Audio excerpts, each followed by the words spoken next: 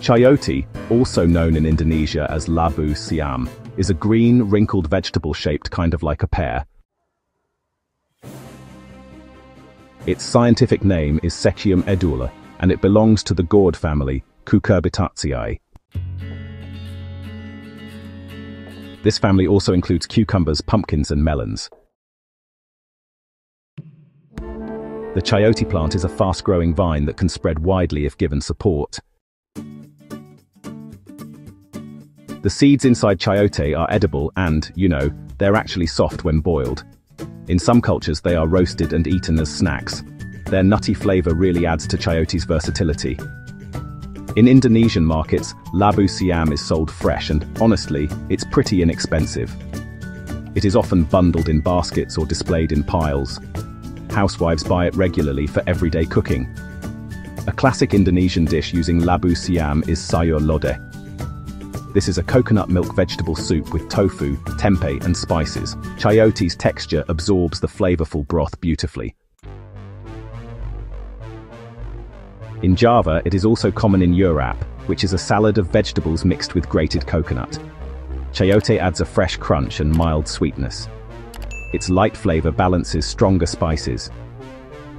Beyond Indonesia, chayote is also famous in the Philippines, where it is called sayote. It is used in stews like tinola, cooked with chicken and ginger broth. This dish is loved for its comforting taste. In Mexico, chayote is prepared in both savory and sweet dishes. It can be boiled, baked, or even stuffed with meat and cheese. Some desserts even use sweetened chayote as filling. Farmers in Indonesia often plant chayote in highland areas like West Java. The vines climb bamboo frames, creating these lovely green tunnels of leaves and fruit. Harvesting is done by hand, gently twisting the fruit from the vine. Chayote can be stored for several weeks if kept in a cool, dry place. Its tough skin helps protect it from spoiling quickly, which honestly makes it convenient for households and markets. In terms of agriculture, chayote is considered sustainable. It requires minimal care once established, which is pretty helpful for farmers. Its ability to grow abundantly makes it a reliable crop for farmers. Traditional herbal medicine also makes use of chayote. Its leaves and fruit are believed to help with kidney stones and high blood pressure. Decoctions made from its parts are still used in rural areas.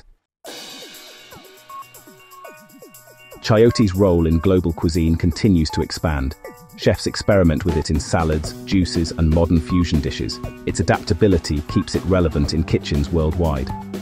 In health-conscious circles, chayote juice has become popular. People drink it raw or blended with lime and honey. It is said to detoxify the body and refresh the skin. Beyond food, chayote has cultural value in farming communities. Harvesting is often done together, reinforcing social bonds. Families share chayote as a sign of hospitality. Its affordability makes it accessible to people of all income levels.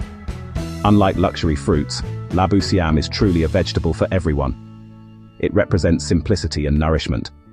Chayote shows how a humble vegetable can have great importance. From nutrition to tradition, it plays many roles in daily life.